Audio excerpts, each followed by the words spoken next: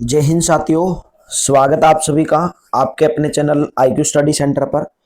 सीटी का mock test number 1 आज सुबह 7 बज चुके हैं। पहला मॉक टेस्ट, उसके बाद आज ही दोपहर को 12 बजे एक मॉक टेस्ट आएगा दूसरा।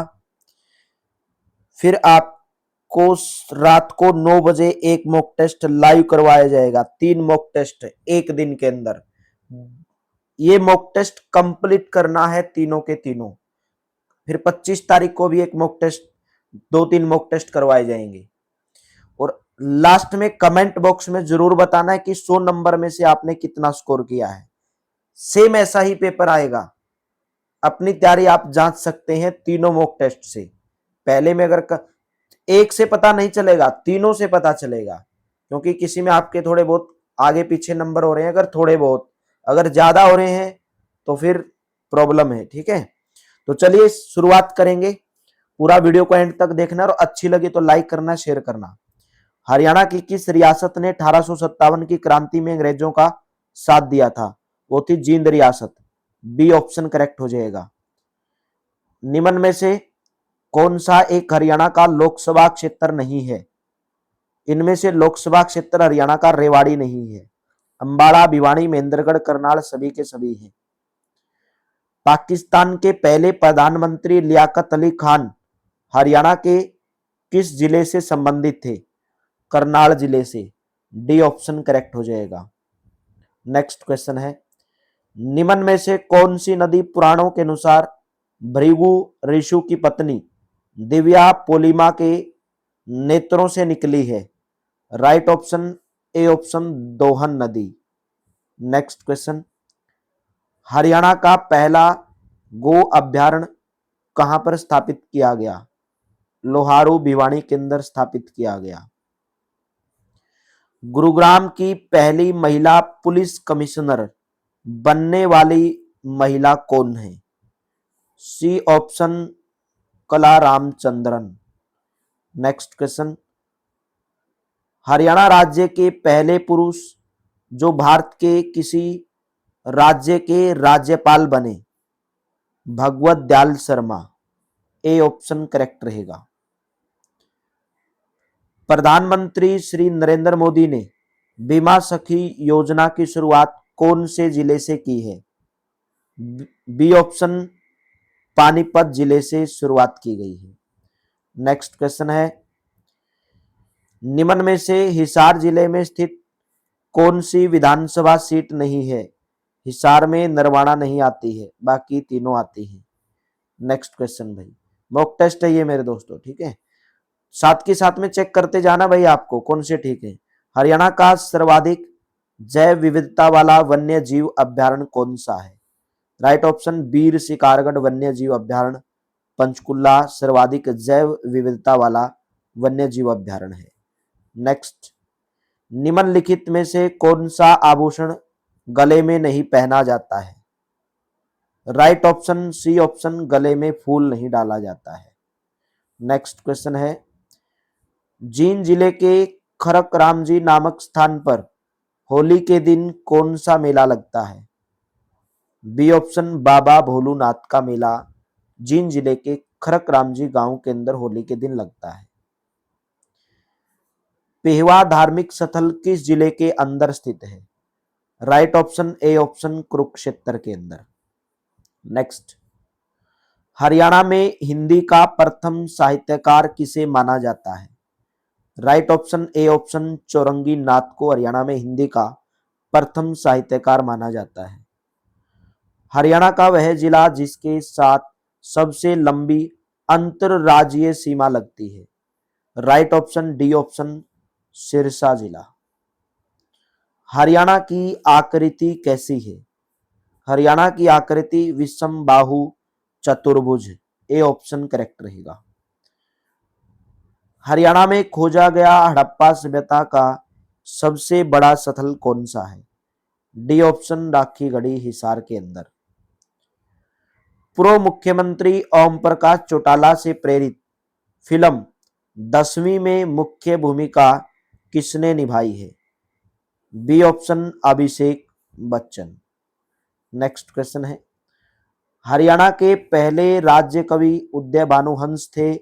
राज्य के दूसरे राज कवि के रूप में किसको नामित किया गया? Right option C option Khushiram Sharma. Next, वर्तमान हरियाणा विधानसभा के अध्यक्ष कौन है? Right option B option Harvinder Kalyan. Haryana का राजकीय पुष्प निम्न में से कौन सा है? हरियाणा का राजकीय पुष्प है कमल। नेक्स्ट क्वेश्चन, हरियाणा की प्रमुख नदी यमुना का अन्य नाम क्या है? कालिंदी, असित, यमराज की बहन। ऑप्शन नंबर डी सभी के सभी। वर्ष 2011 की जनगणना के अनुसार हरियाणा की महिला साक्षरता दर कितनी थी? Right option C option 65.94%। Total साक्षरता दर हरियाणा की 75.55%। पंजाब प्रदेश कांग्रेस के आदेश पर पूरे हरियाणा में स्वतंत्रता दिवस कब मनाया गया? राइट ऑप्शन 12 जनवरी 1932 को मनाया गया। हरियाणा माध्यमिक शिक्षा विभाग का मुख्यालय कहां पर स्थित है? Right option C option Panchkula के अंदर है। हरियाणा विद्यालय शिक्षा बोर्ड भिवानी, हरियाणा माध्यमिक शिक्षा विभाग पंचकुला, कंफ्यूज नहीं होना है।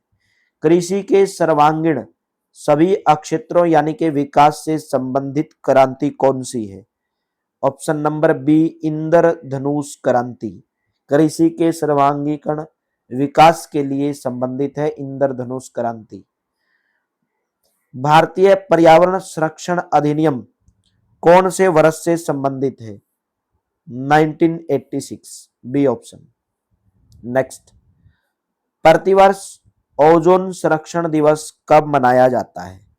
डी ऑप्शन 16 सितंबर को प्रतिवर्ष ओजोन संरक्षण दिवस मनाया जाता है। नेक्स्ट क्वेश्चन है, निम्न में से किस खिलाड़ी को सर्वोच्च खेल पुरस्कार मेजर ध्यानचंद खेल रत्न पुरस्कार 2024 देने की घोषणा नहीं की गई है?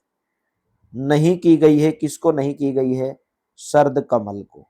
बाकी हरमनप्रीत सिंह, मनु भाकर, डी गुकेश सभी को की गई है। नेक्स्ट क्वेश्चन है, भारत के प्रथम राष्ट्रपति डॉक्टर राजेंद्र प्रसाद की पुस्तक निम्न में से कौन सी है? India divided doctor Rajendra Prasad के द्वारा लिखी गई पुस्तक है। किस भारतीय संविधान संशोधन के द्वारा मंत्रिपरिषद में मंत्रियों की संख्या निर्धारित की गई है? राइट ऑप्शन बी ऑप्शन 91वें संविधान संशोधन के द्वारा मंत्रिपरिषद में मंत्रियों की संख्या निर्धारित की गई है। डॉक्टर मनमोहन सिंह निम्न में से किस पद पर रहे हैं? डॉक्टर मनमोहन सिंह आरबीआई के गवर्नर, प्रधानमंत्री, वित्त मंत्री सभी के सभी पदों पर रह चुके हैं। National bank for agriculture and rural development यानी कि नाबार्ड की स्थापना किस समिति की सिफारिश पर की गई है? नाबार्ड की स्थापना शिव रमन समिति की सिफारिश पर की गई है। सी ऑप्शन करेक्ट रहेगा। पाकिस्तान की राजधानी निम्न में से कौन सी है? पाकिस्तान की राजधानी इस्लामाबाद। नेक्स्ट क्वेश्चन है, लाइक कर दो मेरे दोस्तों, अच्छा लग रहा है तो भी। पूरा का पूरा करवाया जाएगा, मैथ, रीजनिंग, हिंदी पूरा 100 नंबर। भगवान बुद्ध ने सर्वाधिक उपदेश कहां पर दिए हैं? श्रावस्ती के अंदर भगवान बुद्ध ने सबसे ज्यादा उपदेश दिए हैं। ऑप्शन नंबर बी करेक्ट हो जाएगा। पहला उपदेश सारनाथ के अंदर दिया था। नीलगिरी पर्वत की सबसे ऊंची चोटी कौन सी है? नीलगिरी पर्वत की सबसे ऊंची चोटी डोडा बेटा, डी ऑप्शन करेक्ट रहेगा।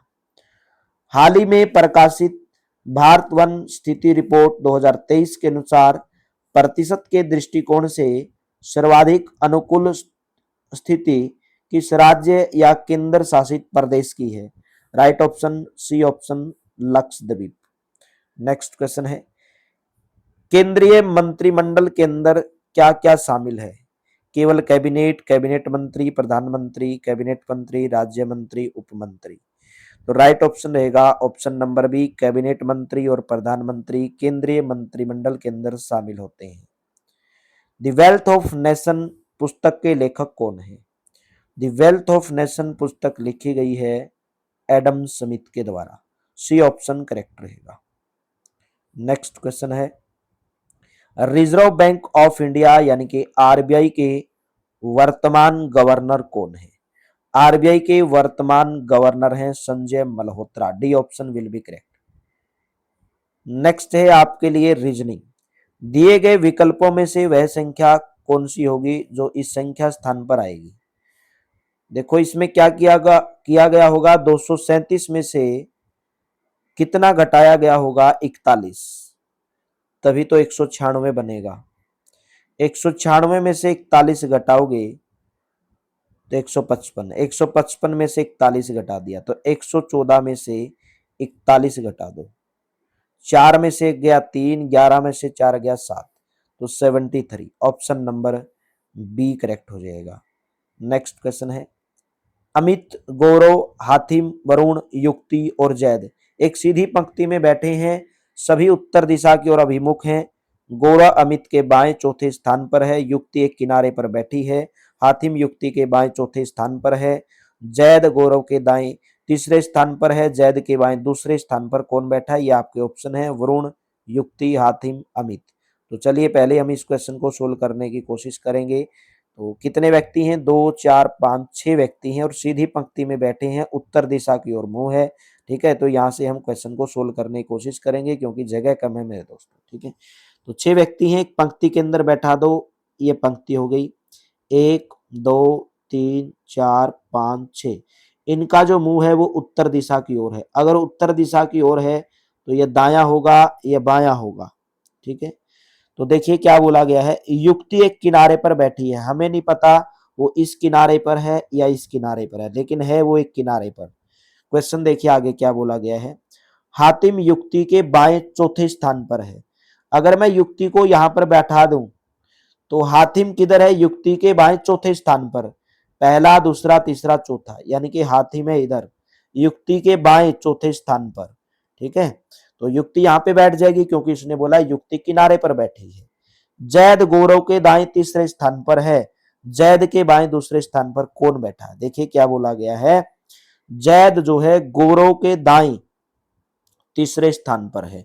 अगर गौरव को इधर बैठा दूं तभी तो जैद इधर बैठेगा, तीसरे स्थान पर बैठेगा। बोलेंगे सर बिल्कुल बैठेगा।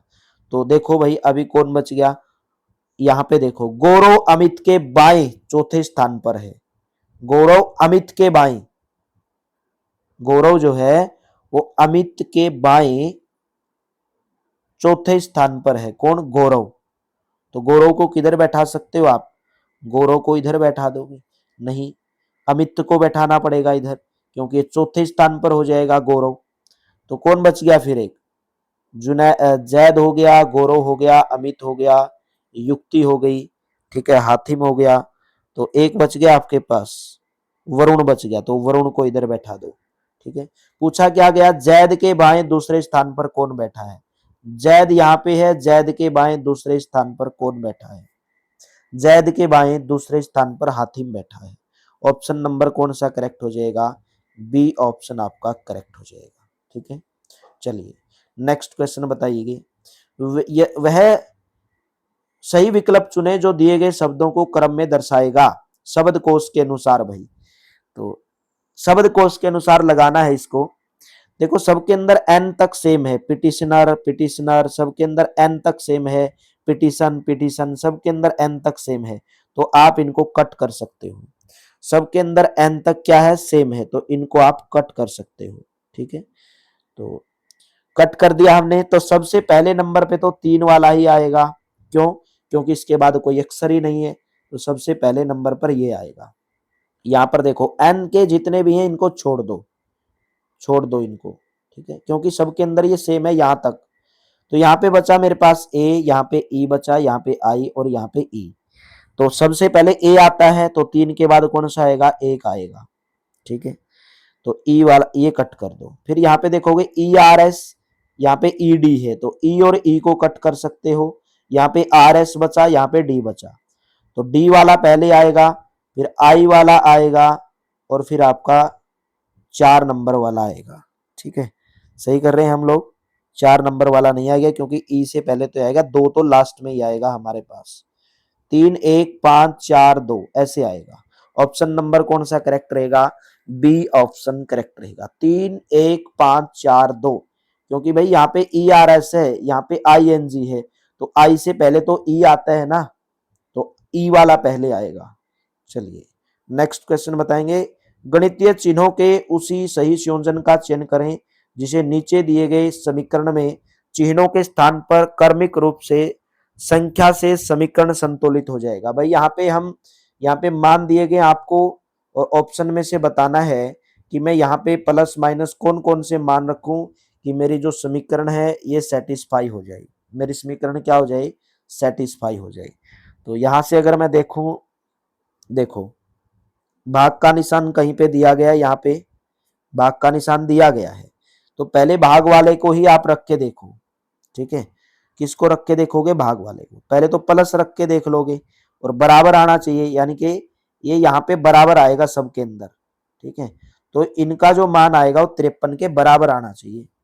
तो रख के देखो, पहले तो प्लस वाला, नहीं तो मैं भाग वाले को अगर रखोगे तो आपके लिए बेस्ट रहेगा, क्योंकि भाग आपस में डिवाइड हो जाते हैं। ठीक है, तो यहाँ पे मैं सी ऑप्शन को पहले रख रहा हूँ, यहाँ पे मैं प्लस का निशान रख रहा हूँ, यहाँ पे भाग का निशान रख रहा हूँ, और यहाँ पे गुणा का निशान है, यहाँ पे फिर माइनस का निशान। तो देखो ये 53 के बराबर आएगा क्या?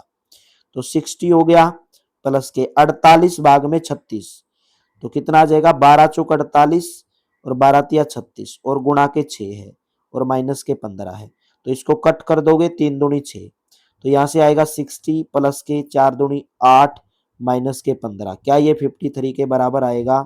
68, 68 में से 15 गए 53, बिल्कुल आएगा। तो ऑप्शन नंबर सी करेक्ट हो जाएगा। पहले ऐसे क्वेश्चन के अंदर भाग वाले देखा करो, भाग वाले। ठीक है, क्योंकि यहाँ पे देख रहे हो आप भाग हो रहा है आपस में, भाग होके फिर ये से कट जाएगा, तो सी ऑप्शन करेक्ट रहेगा। ठीक है, नेक्स्ट बताओगे। यदि 3x बराबर है 5y बराबर है 9z, तो एक्स वाई जेड का मान कितना होगा? देखो क्या दिया गया है, 3x बराबर y बराबर 9z, तो एक्स वाई जेड का मान निकालना है। कैसे निकालोगे? देखो 3x दिया गया है, बराबर 5x दिया गया है, 9z दिया गया है, तीनों को के बराबर मान लो। ठीक है, क्योंकि हमें एक्स वाई जेड का रेशियो निकालना है, तो तीनों को अगर के बराबर मानूंगा तो 3x किसके बराबर हो जाएगा? के बराबर। ठीक है, तो x का मान कितना आ जाएगा? k/3 आ जाएगा। उसी प्रकार 5x बराबर के, यहाँ पे सॉरी y है ना, y है, 5y है, तो 5y बराबर के, तो y का मान कितना आ जाएगा? k/5 आ जाएगा। z का मान कितना आ जाएगा? k/9 आ जाएगा। तो हमें रेशियो निकालना है भाई एक्स वाई जेड का, तो k/3, यहां से देखोगे k/3 ratio k/5 ratio k/9, तो 3 5 9 का एलसीएम कितना आएगा? 45 आएगा। 45 एलसीएम आया, ऊपर कितना बचेगा?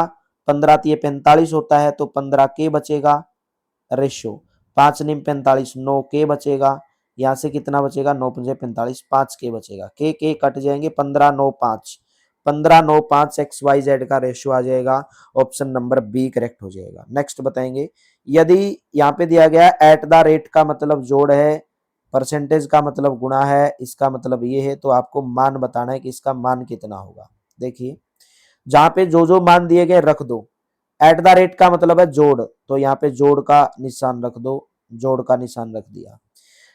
और डॉलर, डॉलर का जो मतलब है वो भाग है, तो यहाँ पे भाग का निशान रख दो भाई, भाग का निशान रख दोगे। परसेंटेज दिया गया है, और परसेंटेज का अर्थ यहाँ पे दिया गया गुणा, तो परसेंटेज की जगह पर गुणा रख दो। ठीक है, गुणा रख दो। हैशटैग का मतलब दिया गया घटा, तो घटा रख दो। पहले तो आप भाग वाले को खोलते हो। ठीक है, पहले तो किसको खोलते हो? भाग वाले को खोलते हो। 16 सत्ता 112, 16 अट्ठा 128 होता है। ठीक है, तो 29 प्लस के 8 गुणा के क्या करोगे? 7 माइनस के 22, तो पहले फिर गुणा वाले को खोलोगे तो 29 प्लस के 56 माइनस के 22, तो 56 और 29 65 85, 85 में से 22 घटा दो, कितना आ जाएगा? 7 6, कितना आ रहा है भाई? 85 में से 9 6 15, 5 65 75 85, 5 में से 2 गया 3 और 8 में से 2 गया 6, 63। Option number B will be correct. B option correct हो जाएगा। नेक्स्ट बताओगे, यदि एक निश्चित कूट भाषा में चापक को ये लिखा जाता है तो MLANGO को किस प्रकार लिखा जाएगा। तो सेम क्वेश्चन इस तरीके से कर सकते हो। देखो सी आ गया, सी के बाद डी, एक प्लस कर दिया, ठीक है, प्लस एक कर दिया। एच है 8 नंबर पर, जे 10 नंबर पर, प्लस 2 कर दिया। एच 8 पर, के 11 पर, प्लस 3 कर दिया। प्लस 1 प्लस 2 प्लस 3 ऐसे चलेगा, प्लस 4 प्लस 5। तो इसमें भी आप कर दो। एम के बाद एन आ जाएगा प्लस 1, फिर इसमें प्लस 2 करना है। ए के बाद सी आ जाएगा, ठीक है, फिर इसमें प्लस 3 करना है। 12 और 3 15 पर ओ आ जाएगा, तो NCO आएगा पहली बात तो, ठीक है। फिर यहाँ पे ए में 4 प्लस करना है, 5 5 नंबर पर क्या आ जाएगा, ई आ जाएगा। और NCOESMH एक ही ऑप्शन में है, तो option number NCO, option number कौन सा करेक्ट हो जाएगा 47 का, ऑप्शन नंबर एन। एक प्लस कर दिया, सबके अंदर ऐसे ही किया है, हाँ 4 हो जाएगा और फिर पी आ जाएगा और ये 5 हो जाएगा। तो 5 1 2 3 4, तो 14 आ गया। 4 और 1 5, 6 आएगा ना भाई। 1 2 3 4, 4 नंबर पर एक प्लस कर दिया 5, तो N 14, 14 और 5 19, 19 नंबर पर S। बिल्कुल ऑप्शन नंबर कौन सा करेक्ट हो जाएगा, बी ऑप्शन करेक्ट हो जाएगा। नेक्स्ट बताओगे, दिए गए विकल्प में उस अक्षर का चिन्ह करना है भाई जो यहाँ पे आएगा, ठीक है। तो देखिए क्या आएगा, टी, टी 20 नंबर पर है, R 18 पर है, तो -2 कर दिया। और R 18 पर, ये 16 पर, -2 कर दिया पहले पहले अक्षर में। ये 14 पर 2, तो यहाँ पर भी -2 आ जाएगा। 14 में से 2 घटाओगे तो आपके पास आएगा 12, 12 नंबर पर आता है L, तो L आ जाएगा। फिर नेक्स्ट वाले नंबर में देखिए, ये 19 नंबर पर, ये 16 पर, तो 19 में से 16 3 घटाया, ये इसमें भी फिर 3 घटाया गया है, तो यहाँ पर भी 3 घटाया गया है। फिर जे में से 3 घटा दोगे, 3 अक्षर पहले, जे 10 नंबर पर 3 घटाओगे 7, 7 नंबर पर आएगा जी। नेक्स्ट में देखिए एफ और जे वाले में, लास्ट वाले अक्षर में, एफ 6 नंबर पर, जे 10 नंबर पर, प्लस 4 कर दिया। जे और एन में भी प्लस 4 कर दिया, एन और आर में भी, तो आर में भी प्लस 4 करोगे 18, और 18 नंबर पर कौन सा आएगा 18, 18 में 4 प्लस करोगे 22, 22 नंबर पर कौन सा आता है, वी आता है। वी आता है तो option number D, LGV, D option. पहले वाले में -2, फिर -3 और लास्ट वाले अक्षर में +4 किया गया है। नेक्स्ट बताओगे, सलोनी कार्तिक के इकलौते बेटे की बेटी है, निरुपमा दीपक की माँ है। यामिनी के इकलौते बेटे अंकित की शादी निरुपमा से हुई है। कार्तिक दीपक के दादा हैं। कार्तिक का अंकित से क्या संबंध है। देखो क्वेश्चन के अंदर क्या बोला गया है, यहाँ पे लगा दे रहा हूं मैं। सलोनी कार्तिक के इकलौते बेटे की बेटी है, कौन, सलोनी। कार्तिक का, ये कार्तिक हो गया, कार्तिक का कोई इकलौता बेटा है, ठीक है। बेटे की बेटी, बेटे की बेटी, कार्तिक के इकलौते बेटे की बेटी कौन है, सलोनी है, सलोनी, ठीक है। बाद में देखिए, निरुपमा दीपक की मां है। यामिनी के इकलौते बेटे अंकित की शादी निरुपमा से हुई है। देखो यहां से, यामिनी का इकलौता बेटा कौन है, अंकित है इकलौता बेटा, और उसकी शादी निरुपमा से हुई है। इसकी शादी हो गई है निरुपमा से। यहाँ पे निरुपमा लिख रहा हूं, एन से निरुपमा आ गया, ठीक है। बाद में क्या बोला गया है, निरुपमा दीपक की मां है। निरुपमा किसकी मां है, ये दीपक की मां है। समझ गए होंगे, बिल्कुल समझे होंगे, दीपक की मां है।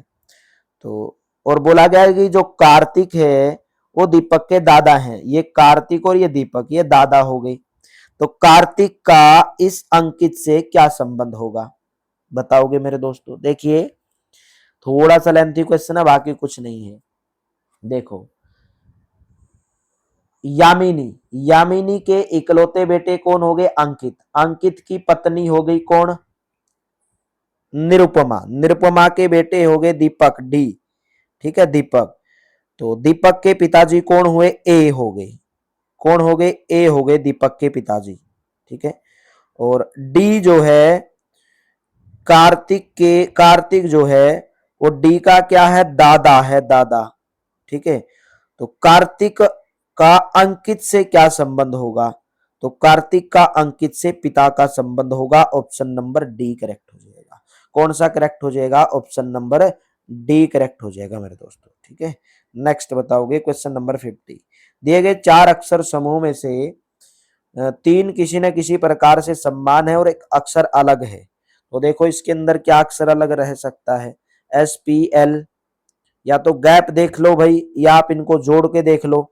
जैसे एस 19 नंबर पर आता है, पी 16 नंबर पर, एल 12 पर, तो सबको जोड़ोगे 19 और 16 आपके हो जाएंगे भाई 35, 35 और 12 आया, जोड़ आया 47, ठीक है। तो उसी प्रकार 10 जी 7 नंबर पर, ये 20 नंबर, 20 और 10 30 और 7 37, इनका जोड़ आया 37। इनको जोड़ोगे 7 प्लस के 20 प्लस के क्यू आ गया आपके पास 17 नंबर पर। तो 17 और 7 34, 34 और 20 44। फिर उसी प्रकार पी एम एन, पी 16 नंबर पर, एम 14 पर, एम 13 पर और एन 14 पर। 14 और 16 40, और 14 और 16 30, 30 और 40 43 आ गया इनका जोड़। तो आप देख रहे हैं 47, 37, 43 किसी से भी भाग नहीं हो रहे हैं, लेकिन इनका जो जोड़ आया ना 44, वो किसी न किसी से भाग हो रहा है। तो असंगत कौन सा हो गया? Option number D.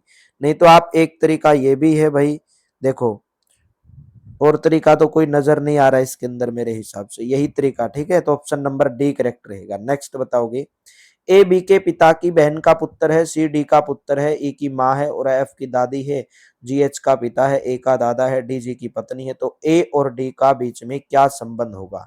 ठीक है, थोड़ा सा लेंथी क्वेश्चन है, लेकिन मैं समझा दूंगा आपको, जगह रही गई तो, लेकिन आपको इसका आंसर जरूर बताया जाएगा। देखिए क्या बोला गया इसके अंदर, ए बी के पिता की बहन, ए जो है बी के पिता की बहन का पुत्र है। देखो बी के पिता, बी हो गया, ये बी कोई बंदा है और बी के बंदा कोई पिता है, ठीक है। पिता की बहन हो गई और उसका पुत्र कौन है? ए, पिता की बहन का पुत्र है ये, पिता की बहन का पुत्र हो गया ए। सी डी का पुत्र है, सी किसका है? डी का पुत्र है, जो ई की मां है। सी किसका पुत्र है? डी का। तो डी का पुत्र है और डी ई की मां है और एफ की दादी है, ठीक है। जी एच का पिता है और ए का दादा है, डी जी की पत्नी है। तो ए और डी का आपस में क्या संबंध होगा? देखिए भाई थोड़ा लेंथी क्वेश्चन है, मैं आपको इसका आंसर बता दूंगा क्योंकि यहाँ पे मेरे पास जगह नहीं है इस क्वेश्चन को करवाने की, ठीक है। तो ऑप्शन नंबर इसका ए करेक्ट रहेगा। ए और डी के बीच में जो संबंध होगा वो पुत्र का संबंध होगा। आप निकाल के देखना, ना आए तो कमेंट बॉक्स में जरूर बताना, ठीक है। तो जगह कम है मेरे पास। क्वेश्चन नंबर 52, 5 भवन पी क्यू आर एस और टी पंक्तिबद्ध हैं, एस और क्यू भवन दो अंतिम छोर पर हैं। देखो 5 भवन दिए गए हैं तो ऐसे कर लो, 5 भवन हो गए, 2 उधर, 3 4 और 5, ठीक है। फिर क्या हुआ? एस टी, एस और क्यू भवन दो अंतिम छोर पर हैं। या तो एस इधर है या क्यू इधर है, हो सकता है क्यू इधर भी हो एस इधर हो, ऐसे भी हो सकता है, लेकिन दोनों अंतिम छोरों पर हैं। टी भवन, टी जो है भवन, टी भवन आर भवन के ठीक दाई है, टी भवन आर भवन के ठीक दाई। तो आर को अगर इधर बैठा दूं तो ठीक बाई हो जाएगा टी भवन आर के, ठीक है। तो देखो फिर अभी कौन बच गया? पी बच गया, पी को इधर बैठा सकते हैं। तो इस दिशा में पंक्ति के मध्य में कौन बैठा है? पंक्ति के मध्य में टी बैठा है। ऑप्शन नंबर कौन सा करेक्ट हो जाएगा भाई? ऑप्शन नंबर, पूछा क्या गया है इस, तो इस दिशा में पंक्ति के मध्य में कौन सा भवन है? पंक्ति के मध्य में, देखो मेरे दोस्तों, इसने बोला टी आर, ध्यान से देखो क्वेश्चन को, टी भवन आर भवन के ठीक दाई है, आर इधर बैठा दिया, टी इधर बैठा दिया, हो गया भवन के दाई? बोलेंगे सर हाँ बिल्कुल हो गया। और आप किस तरीके से बैठा सकते हैं इसको? टी भवन आर भवन के ठीक दाएं, सॉरी यहां पे गलत बैठाया हमने उनको। टी भवन आर भवन के ठीक दाएं, तो आर इधर होगा, टी इधर होगा, ठीक है। और ऐसे भी हो सकता है कि आर इधर हो, टी इधर हो। समझे क्वेश्चन को? कितना अच्छा क्वेश्चन बनाया गया है। 5 भवन है, P Q R S T. S और क्यू भवन दो अंतिम छोरों पर हैं, ठीक है, दो अंतिम छोर पर बैठा दिया एस और क्यू, यहाँ पे देखो। लेकिन हमें नहीं बोला गया कि एस किधर है क्यू किधर है, एस कोई भी इधर उधर हो सकता है। टी भवन आर भवन के ठीक दाई, आर भवन के ठीक दाई, तो आर का दाया ये होगा। लेकिन हो सकता है भाई आर इधर हो टी इधर हो, ये भी हो सकता है। तो ठीक मध्य में कौन बैठा है? आर भी हो सकता है, टी भी हो सकता है, आर भी हो सकता है, टी भी हो सकता है। ऑप्शन नंबर बी करेक्ट हो जाएगा मेरे दोस्तों। नेक्स्ट बताओगे भाई, 4 वर्षों के अंतराल में जन्मे 5 बच्चों की आयु का योग है 50 वर्ष। सबसे बड़े बच्चे की आयु क्या होगी भाई? 4 वर्षों के अंतराल पर 5 बच्चे जन्मे हैं, तो मान लेंगे पहला बच्चा थी एक्स, उसकी आयु 4 साल बाद दूसरे बच्चे की x+4, फिर 4 साल बाद x+8, फिर x+12, क्योंकि हर सभी में 4 4 साल का अंतर है, तो x+16। सब में क्या हो गया मेरे दोस्तों? 5 हो गई ये, और उनका योग है 50, तो इन सब का योग कर दो भाई, x+x+4, तो कितने x हो गए? 1 2 3 4 5x, तो ये हो गई प्लस में 8 और 4 12 और 12 24, 24 और 16 40, तो 5x+40, सभी का योग 50 है। तो 5x की वैल्यू 50 माइनस के 40 10, तो x की वैल्यू कितनी आई? 2। पूछा है क्या हमसे? सबसे बड़े बच्चे की आयु, सबसे बड़ा बच्चा कौन सा है? x+16, तो x की वैल्यू आई 2, 2 प्लस के 16 यानी कि 18। ऑप्शन नंबर बी करेक्ट हो जाएगा। नेक्स्ट बताएंगे, यदि किसी संख्या का 60% अन्य संख्या के 3/5 के बराबर है, किसी संख्या का 60%, मान लेंगे कोई संख्या x है, उसका 60% है। 60% का मतलब समझते हो 60/100, यानी कि 20 × 60 20 × 100, तो x का 3/5 किसी अन्य दूसरी संख्या के, मान लेंगे दूसरी संख्या y है, उसके 3/5 के बराबर है, तो पहली और दूसरी संख्या के बीच का अनुपात क्या होगा? y को इधर लेके आ जाओ, x/y हो जाएगा, उधर 3/5 है, ये 3/5 उधर जाके 5/3 हो जाएगा, तो 5 से 5 3 से 3, तो कितना आ गया? 1/1। तो x और y का जो अनुपात आया 1:1, बी ऑप्शन करेक्ट हो जाएगा। नेक्स्ट बताओगे, किसी परीक्षा में एक मॉक टेस्ट आपको दोपहर को 12 बजे मिलेगा। किसी परीक्षा में एक सही उत्तर के लिए एक विद्यार्थी को 4 अंक मिले। कितने अंक मिले? 4 अंक मिले भाई, ठीक है। और एक गलत उत्तर के लिए 1 अंक काट लिया गया, यहाँ पे 1 है ये, ठीक है, 1 अंक काट लिया गया। उसने 50 के उत्तर दिए, 50 के उत्तर दिए और 120 अंक प्राप्त कर लिए। कितने? 120 अंक। उन प्रश्नों की संख्या बताएं जिनके उसने सही उत्तर दिए, जिसने उनके सही उत्तर दिए। देखो 4 अंक मिले, उसने अगर सही उत्तर दिया और गलत दिया तो 1 अंक काट लिया गया, ठीक है। और प्रश्नों के कितने के उत्तर दिए? 50 प्रश्नों के, ठीक है। तो मान लेंगे प्रश्न थे एक्स और वाई, जिसका उत्तर दिया वो एक्स थे, जिसका उसने उत्तर दिया सही उत्तर दिया वो एक्स थे, ठीक है, जिसने उसका सही उत्तर नहीं दिया वो वाई थे। तो टोटल प्रश्न उत्तर दिए एक्स प्लस के वाई बराबर हो जाएगा 50। समझ में आ गया? ठीक है। नेक्स्ट में क्या बोला गया भाई? 4 अंक मिले उसको जब सही उत्तर दिया, तो कितना हो जाएगा? 4x हो जाएगा, क्योंकि सही उत्तर हमने x माना है और y हमने माना है जो उसने गलत उत्तर दिया, और 1 अंक काट लिया, तो 1 अंक काट लिया तो माइनस के y, और टोटल कितने? 120 अंक अर्जित कर लिए, तो 120 आ जाएगा। तो इनको काट लो, y से y कट जाएगा, तो 5x बराबर 170 आया। तो x की वैल्यू कितनी हो जाएगी? 170/5, 170/5 यानी कि 34, ठीक है। एक्स एक्स एक्स की वैल्यू आई 34। पूछा गया उन प्रश्नों की संख्या बताएं जिसके उसने सही उत्तर दिए। हमने यही तो माना था, एक्स की वैल्यू उसने सही उत्तर दिए, तो एक्स का मान आ जाएगा 34 मेरे दोस्तों। सही उत्तर उसने कितने दिए हैं? 34 दिए हैं। ऑप्शन नंबर डी करेक्ट हो जाएगा। ऑप्शन नंबर कौन सा करेक्ट हो जाएगा? डी ऑप्शन करेक्ट हो जाएगा। समझ में आया कि नहीं आया? उम्मीद करता हूं समझ गए होंगे। चलिए नेक्स्ट बताओगे। किसी किलोमीटर दौड़ में अमित विमल को 25 मीटर या 6 सेकंड से पराजित कर देता है। इस दिशा में दौड़ को पूरा करने में अमित को कितना समय लगेगा? देखिए क्वेश्चन के अंदर क्या बोला गया। किसी किलोमीटर दौड़ में किसी किलोमीटर दौड़ में अमित विमल को 25 मीटर, तो ये मीटर दिया गया है किलोमीटर, तो 1 किलोमीटर में 1000 मीटर होते हैं। ठीक है, अमित विमल को 25 मीटर पराजित कर देता है। अगर अमित चलता है 1000 मीटर, तो विमल उसे 25 मीटर पीछे चल रहा है, हार जाता है वो, मतलब वो 975 पे ही रह जाता है।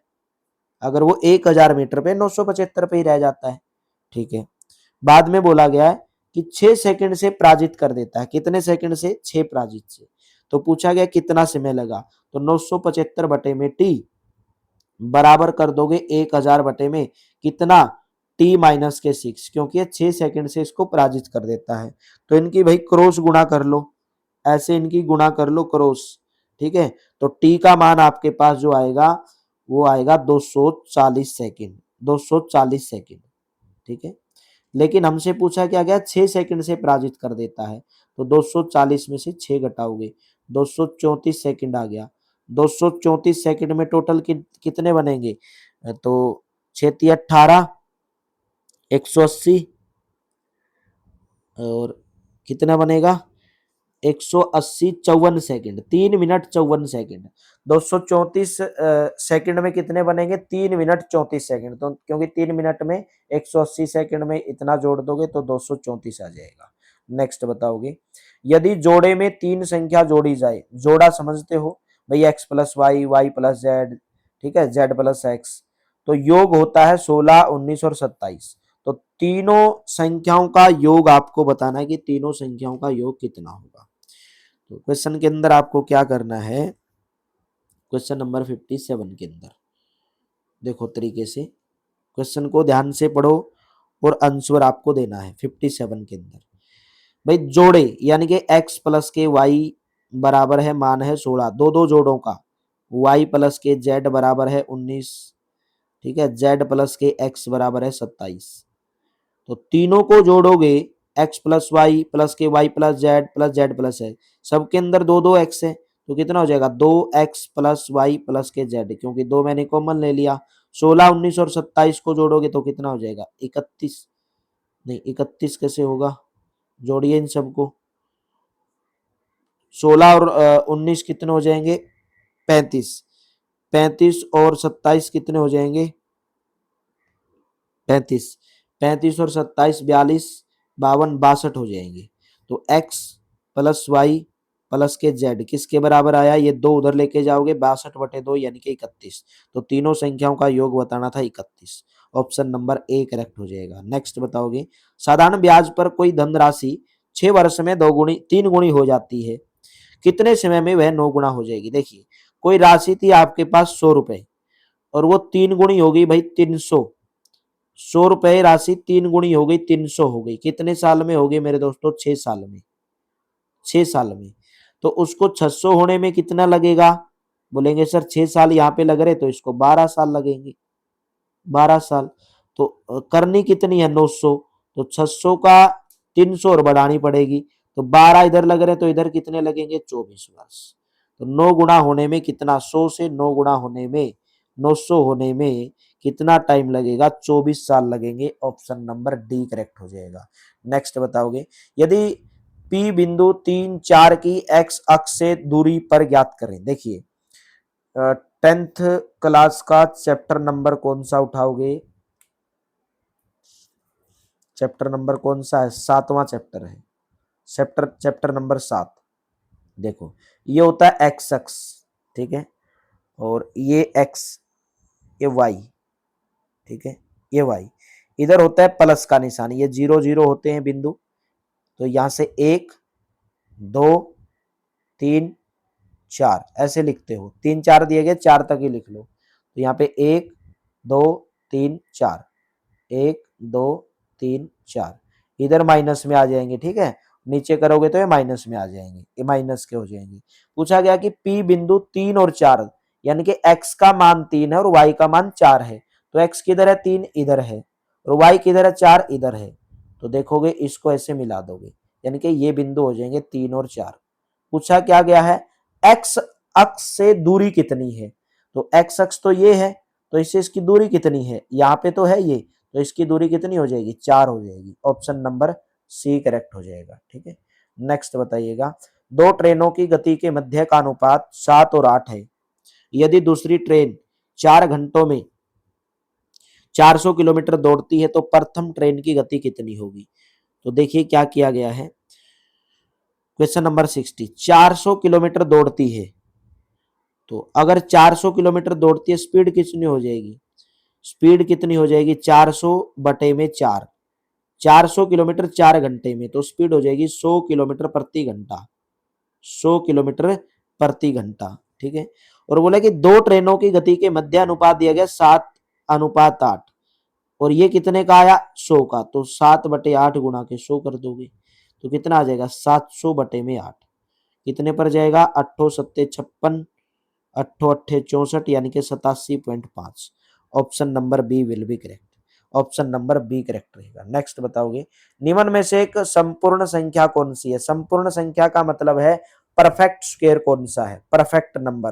परफेक्ट नंबर क्या होता है, परफेक्ट नंबर होता है कि जो सम होगा फैक्टर का, गुणनखंड का जो सम होगा वो नंबर के बराबर होगा, इसके बराबर होगा, नंबर के बराबर होगा, वो होती संपूर्ण संख्या, और वो होगी 6। क्यों, क्योंकि मैं आपको बोलूं 6 के गुणज फैक्टर क्या होंगे, 1 होगा, 2 होगा, 3 होगा, 6 होगा, ठीक है। लेकिन आपको 6 को छोड़ देना है, क्योंकि 6 तो खुद नंबर है, तो ये जो नंबर बच गए ना 1 2 3, इनका जो जोड़ होगा वो 6 के बराबर आना चाहिए, तो 6 आ गया। आया कि नहीं आया, बोलेंगे सर हाँ आ गया। बोलोगे सर आपने 36 क्यों नहीं ले लिया, तो 36 के फैक्टर बताओ क्या क्या होंगे, 1 होगा, 2 3 4 6, और कौन सा होगा, 6 7 8 9 10 11 12, ठीक है। ये हो जाएंगे इसके फैक्टर 12 18। तो इसने बोला गया है कि जोड़ आना चाहिए उनका 36 के बराबर, तो इनका जोड़ करो, 2 और 1 3 6, 3 2 5 6 4 10 6 16, 16 और 12 तो 28 है, तो जोड़ ज्यादा चला गया। परफेक्ट संपूर्ण संख्या क्या होती है, सम ऑफ फैक्टर्स, यानी कि उनके गुणनखंड का जो योग है उस नंबर के बराबर आना चाहिए, बस। एक अर्धवृत्त की कुल परिधि 36 सेंटीमीटर है, कितनी है, 36 सेंटीमीटर है। कोई अर्धवृत्त है मेरे दोस्तों, ये वाला अर्धवृत्त बना दिया यहाँ पे, तो ये इसकी त्रिज्या, ये भी आर, ये भी आर, ठीक है। और कुल परिधि उसकी दे दी है 36 सेंटीमीटर, 36 सेंटीमीटर। पूरे वृत्त की परिधि कितनी होती है, 2πr, तो अर्धवृत्त की कितनी हो जाएगी, 2πr बटे में 2, तो 2 से तो 2 कट जाएगा, लेकिन यहाँ पर दोनों की त्रिज्या भी है, तो प्लस के 2r, एक त्रिज्या ये, एक त्रिज्या ये, ठीक है। बाद में देखो क्या दिया गया है, उनकी जो परिधि है वो 36 सेंटीमीटर है। वृत्त की, अर्धवृत्त की परिधि इसके बराबर है πr प्लस के 2r बराबर 36 दिया गया है, तो r यहां से कॉमन ले लूंगा, तो अंदर क्या बचेगा, पाई प्लस के 2 बचेगा, पाई का मान होता है 22/7 प्लस के 2/1 बराबर आएगा 36, बराबर किसके आएगा, 36 के बराबर आएगा।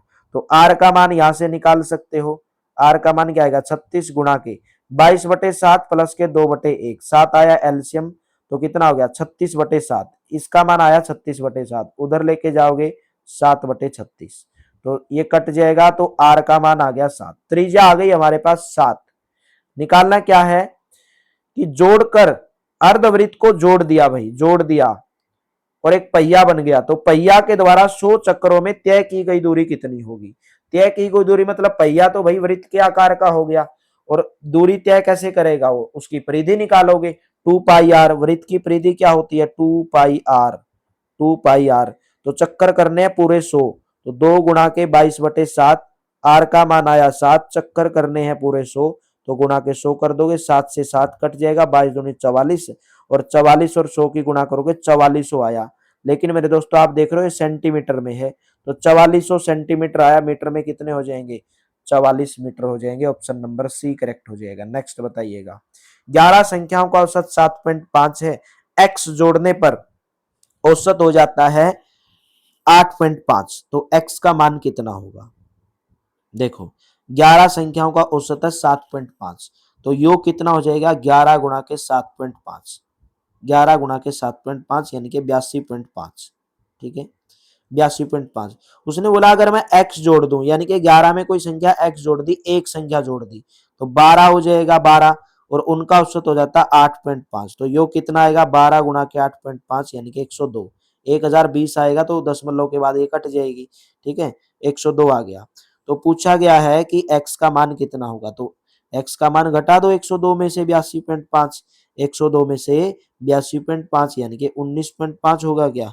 19.5 हो जाएगा। ऑप्शन नंबर बी करेक्ट हो जाएगा। ठीक है, चलिए नेक्स्ट क्वेश्चन बताएंगे। विपरीत दिशाओं में चल रही दो ट्रेनें प्लेटफॉर्म पर खड़े व्यक्ति को 35 सेकंड और 32 सेकंड में पार करती हैं और एक दूसरे को 30 सेकंड में पार करती हैं, तो पूछा गया कि उनकी गति कितनी होगी। देखो पहली ट्रेन मान लेंगे L1 है, दूसरी ट्रेन मान लेंगे L2 है।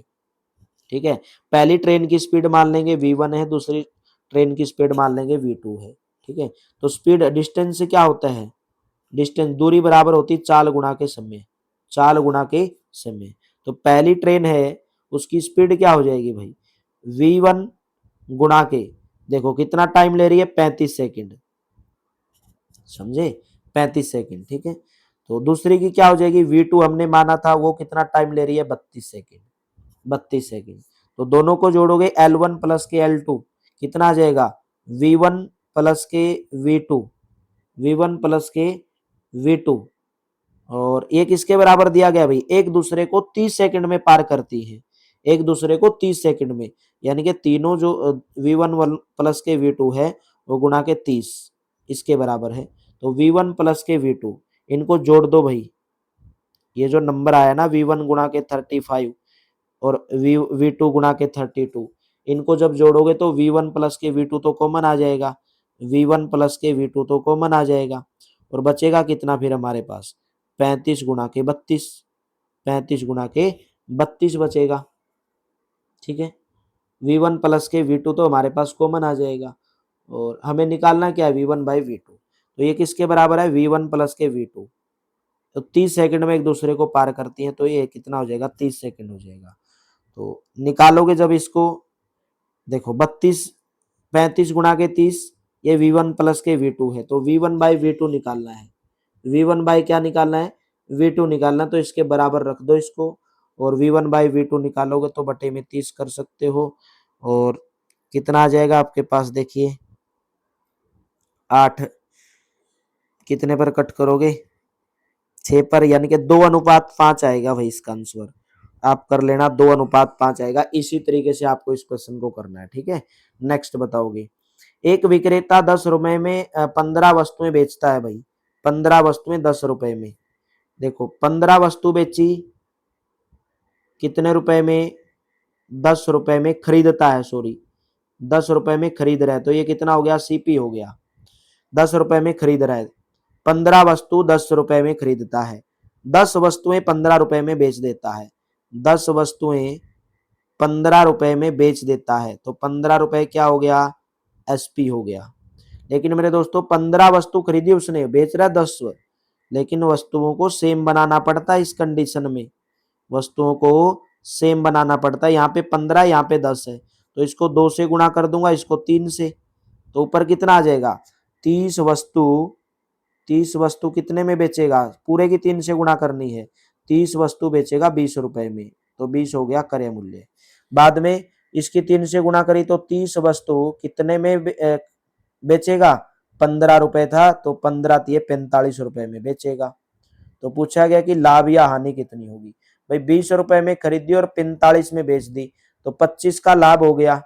कितने? लाभ हमेशा क्रय मूल्य पे होता है, क्रय मूल्य कितना? 20, तो गुणा के कर दोगे 100, 20 पंजे 100, 25 दूनी 50, 20 पंजे 100 और 25 पंजा 125% का लाभ हो जाएगा, 125% का लाभ हो जाएगा। ऐसी कंडीशन में वस्तुओं को सेम बना लो बस। ठीक है, नेक्स्ट बताओगे। पांच क्रमागत विषम संख्याओं का औसत 27 है, तो पहली व अंतिम संख्या का पांच क्रमागत का मतलब क्या है, एक्स, एक्स प्लस के 1, एक्स प्लस के 4, एक्स प्लस के 6, एक्स प्लस के 8, क्योंकि इसने विषम बोली है भाई। अगर एक्स का मान 1 रखता हूं तो ये 2 हो जाएगी, ये कितनी हो जाएगी, एक्स प्लस के 1, हाँ एक्स का मान अगर 1 लेता हूं तो एक्स प्लस के कितना रखोगे, पांच क्रमागत विषम संख्याओं का औसत 27 है, पांच क्रमागत विषम संख्याएं भाई, तो एक्स प्लस के 2 करोगे, 1 नहीं करोगे, ठीक है, और फिर एक्स प्लस के कितना करोगे, 4 करोगे, ऐसे करोगे, एक्स, एक्स प्लस के 2, एक्स प्लस के 6 और एक्स प्लस के 8, विषम बोली गई है। अगर एक्स का मान 1 होगा तो इसका 3 होगा, इसका 5 होगा, इसका 7 होगा, इसका 9 होगा, विषम संख्याएं हो गई, ठीक है। बोला क्या गया है, उनका जो औसत है वो 27 है, उनका औसत है 27। औसत कैसे निकालते हो, सभी का जोड़ करके, एक्स, एक्स प्लस के 2 कितने, 1 2 3 4 5 एक्स है, तो 5 एक्स आ जाएगा, प्लस के जोड़ोगे 8 4 14 4 20 और 2 कितना आ जाएगा, 22 आ रहा है, 22। ये बराबर किसके दिया गया है, 27 के बराबर दिया गया है। लेकिन ये टोटल संख्या कितनी है, 5, ऐसे ही करते हो, 5 एक्स प्लस के 22 बराबर 27 की 5 से 135 आ जाएगा, ठीक है। तो 5 एक्स की वैल्यू कितनी आ जाएगी, 135 में से 22 3 आ गया, और 13 में से 2 गया 11, तो 5 एक्स बराबर 113 आया मेरे दोस्तों। इसमें 5 एक्स बराबर क्या आया, 13 आया।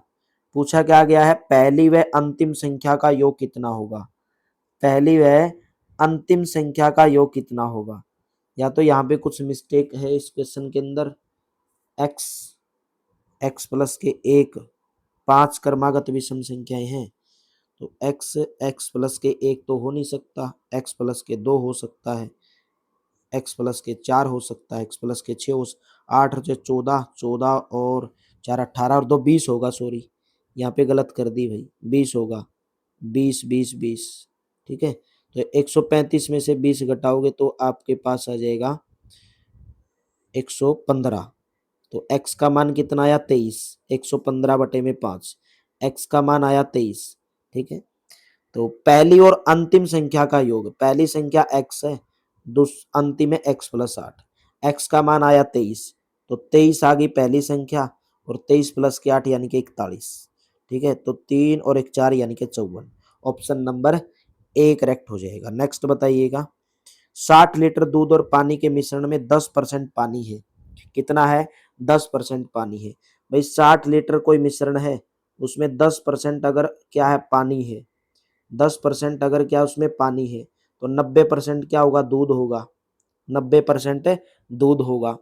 तो 60 का 10% कितना हो जाएगा, 60 का 10% यानी कि 6 लीटर उसके अंदर क्या है, 6 लीटर उसके अंदर क्या है, वाटर यानी कि पानी हो गया। तो 60 का 90% तो 54 लीटर उसमें क्या बचेगा, मिल्क बचेगा, ठीक है। इसमें और कितना पानी मिलाया जाएगा, मिलेगा, ताकि जो मिश्रण है वो 25% हो जाए। 25% का मतलब 25/100, तो 6 लीटर तो था पानी, बोले कितना पानी और उसमें मिलेगा, 54 लीटर दूध था, तो 54 प्लस के एक्स, बोले कि 25/100 हो जाए, 25/100 हो जाए भाई। सोल्व कर लेना इसको, 100 की इधर गुणा करके इधर गुणा करके, तो एक्स का जो भी मान आएगा वो 12 litre, option number D will be correct, ठीक है। सोल्व कर लेना इस क्वेश्चन को। यदि x 2x माइनस के 3y माइनस के z बराबर 55 है, ये इसके बराबर है, तो पूछा गया कि z का मान कितना होगा। देखो दोनों, पहली x प्लस के z माइनस के y बराबर 8, ये देखो दूसरी समीकरण। तीसरी देखिए, देखो y माइनस के x प्लस के z दिया गया है, क्या दिया गया है, y माइनस के x प्लस के z दिया गया है। क्या मैं इसको पहले नहीं कर सकता, माइनस एक्स को ले लूंगा इधर, क्योंकि मेरे को क्या चाहिए, माइनस एक्स प्लस के, तो माइनस एक्स प्लस के जेड और प्लस के वाई, ऐसे ही चाहिए मेरे को, ठीक है। तो ये बराबर किसके दिया गया, 16 के बराबर दिया गया है।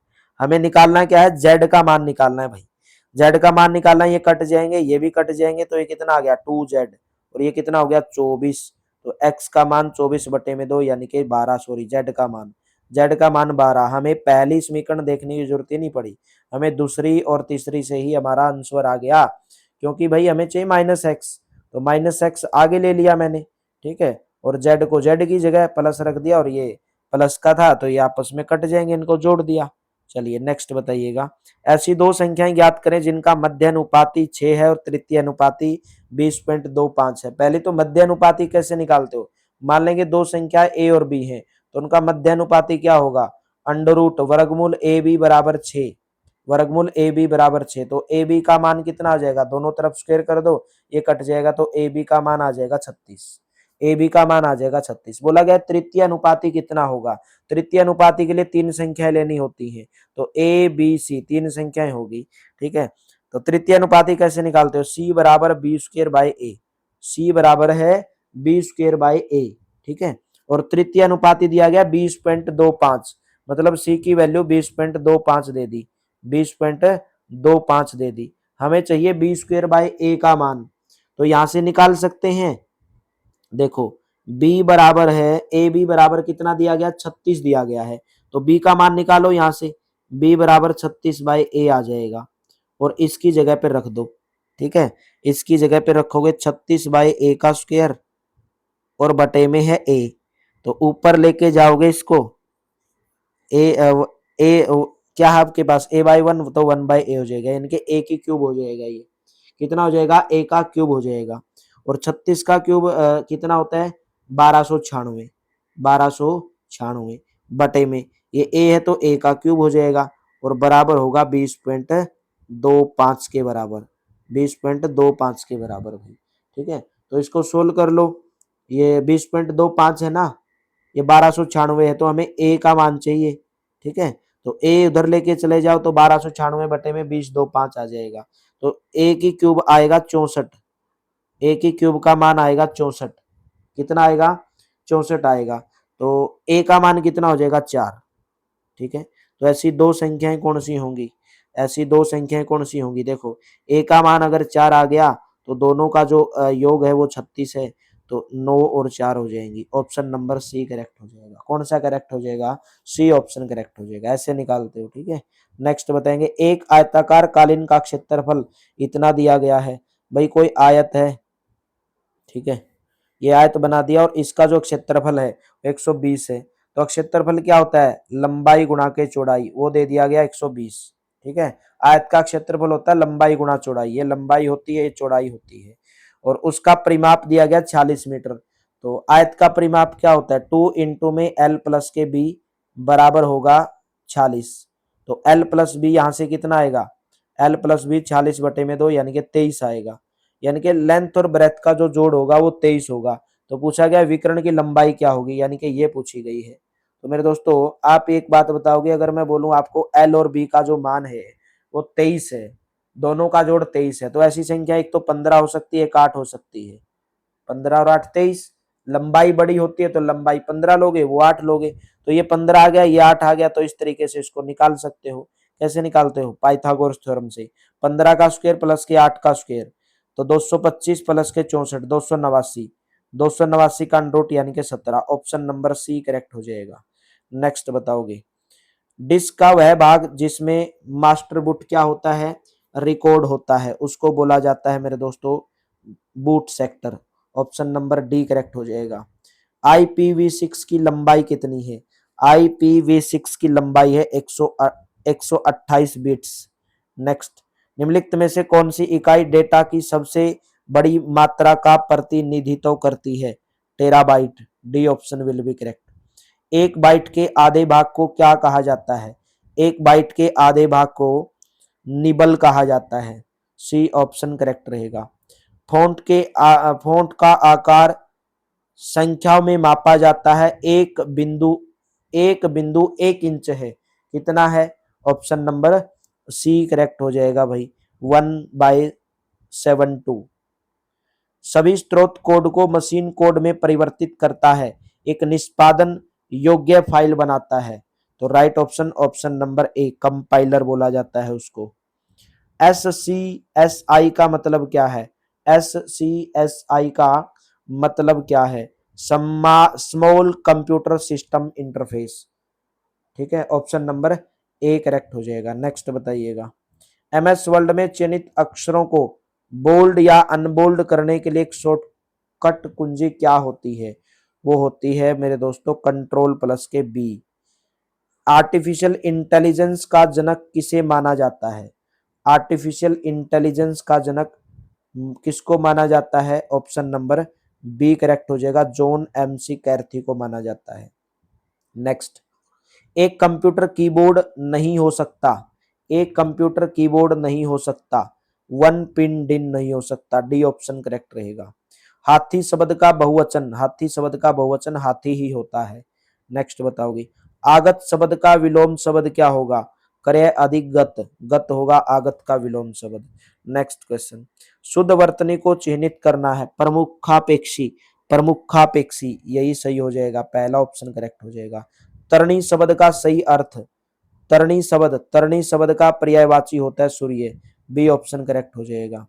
नेक्स्ट, राजमहल शब्द किसका उदाहरण है? राजमहल, राजमहल राजा का महल, ठीक है, ऑप्शन नंबर बी करेक्ट हो जाएगा भाई, यौगिक शब्द है। निम्न में से किस शब्द में पर उपसर्ग लगा है? पर उपसर्ग, प्रतिकार, प्राचार्य, प्रति में तो प्रति उपसर्ग लग गया, कार के आगे प्रति जोड़ दिया तो चार्य, प्राचार्य, ऑप्शन नंबर ए करेक्ट हो जाएगा। नेक्स्ट बताओगे, घोड़ा तेज दौड़ता है, रेखांकित क्रिया विशेषण का भेद बताइए। घोड़ा तेज दौड़ रहा है तो उसका क्या बता रहा है? वो उसका गुण बता रहा है भाई, तेज दौड़ने का गुण बता रहा है, गुणवाचक हो जाएगा। इनमें गुणवाचक विशेषण कौन सा नहीं है? गुणवाचक, मोटा, काला, नया या 20? गुणवाचक 20 नहीं है, जो किसी की गुणता बताई तो संख्या बता रहा है। चलिए नेक्स्ट बताओगे, धूप में चला नहीं जाता, यह वाच्य का कौन सा प्रकार है? धूप में चला नहीं जाता मतलब भाववाच्य है, option number A will be correct. बालक ने कुत्ते को पत्थर से मारा, इस वाक्य में कारक कर्म से है, देखो, कर्ता ने कर्म को करण से, कर्ता ने कर्म को करण से, ऑप्शन नंबर ए करेक्ट हो जाएगा। Select the incorrectly spelled word, गीगल, गिरडल दोनों सही है, गिंगर, गिंगर की स्पेलिंग गलत है, GINGER होता है ginger. Select the most appropriate option. It can be substitute underline segment if there is no needed. हाँ, as it was getting late, Lata leave the party। भाई बोले कि इसकी जगह पर सही करना, आपको कौन सा सही करोगे? तो लीव द पार्टी मिडवे, तो लीव नहीं होगा, left the party, option number D correct रहेगा, left the party. Next question बताओगे, द फॉलोइंग सेंटेंस, यहाँ पर भी एरर दिया गया है भाई, एरर बताना, the team won very easily at the recent sports event, तो इसके अंदर आपको क्या बताना है? एरर बताना है, तो कोई एरर इसके अंदर नहीं है, option number D, the team won very easily at the recent sport event, कोई एरर इसके अंदर नहीं है। नेक्स्ट बताओगे, एंटोनिम एस्टाउंड, एस्टाउंड क्या होता है? जो घुमा फिरा के बातें करता है, सब करवाया मैंने, एस्टाउंड घुमा फिरा के बातें करना, क्लैरिफाई मतलब स्पष्ट करना, एंटोनिम मतलब उल्टा। Nobody fed him when he was starving, तो पैसिव वॉइस में आपको बदलना है भाई, Nobody fed him when he was starving, तो राइट ऑप्शन क्या रहेगा? He was not fed by anybody when he was starving, option number D correct हो जाएगा। नेक्स्ट बताइएगा, A four footed animal, one word substitution है भाई, ए four footed animal जिसके 4 पैर होते हैं उसको क्या बोला जाता है? Quadruped, quadruped, option number B correct हो जाएगा। नेक्स्ट क्वेश्चन बताओगे, क्वेश्चन नंबर 97, इनडायरेक्ट स्पीच में बदलना है, Manoj said to Mishra, do not try to make a fool of me, ठीक है, तो इनडायरेक्ट स्पीच में Manoj told Meera, Manoj said to Mira, do not try to make a fool of me. Manoj told Mira not to try to make fool of him. C option correct रहेगा। Next question बताओगे, following sentence दिया गया grammatical error है, तो बताना है कि कौन सा इसके अंदर ग्रामेटिकल एरर है। माई guide was blind but he bring me home safely, but he bring me home safely, bring नहीं आएगा, बट ही, ये ऑप्शन गलत दिया गया, डी ऑप्शन गलत है इसके अंदर। नेक्स्ट बताओगे, ओडेसिटी का आपको सिनोनिम बताना है, ओडेसिटी बताया था आपको क्या होता है? ओडेसिसी का मतलब होता है साहसी, साहसी मतलब daring. Option number A will be correct.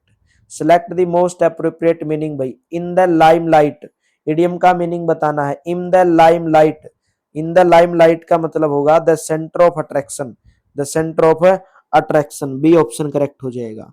चलिए भाई, ये क्वेश्चन तो आपका मैंने आपके एग्जाम से पहले ही सोल्व कर दिया। आपको कितने मिलेंगे? 145 मिनट। हमने सोल्व कर दिया कितने? 60 मिनट में। ठीक है, तो उम्मीद करता हूँ पूरा अच्छा लगा होगा, बेहतर लगा होगा। तो ऐसा ही आपको आज दोपहर को 12 बजे भी देखने को मिलेगा और फिर एक रात को 9 बजे। ठीक है, एक रात को 9 बजे लाइव। और कमेंट बॉक्स में जरूर बताना भाई आपको कैसा लगा। ठीक है, अच्छा लगा तो वीडियो को लाइक करना, शेयर करना भाई। थैंक यू, आप सभी का बहुत बहुत धन्यवाद।